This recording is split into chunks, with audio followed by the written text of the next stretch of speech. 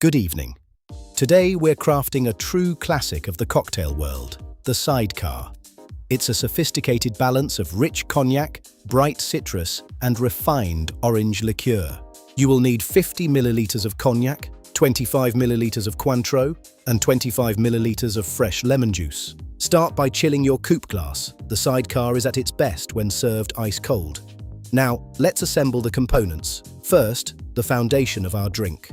Pour in your cognac, the Cointreau, and that crisp lemon juice. Add plenty of ice and prepare to shake. We want to achieve that perfect dilution and a beautiful, frothy texture that defines a well-made Sidecar. For the finishing touch, express a simple lemon twist over the surface. Strain into your prepared glass. For the finishing touch, express a simple lemon twist over the surface.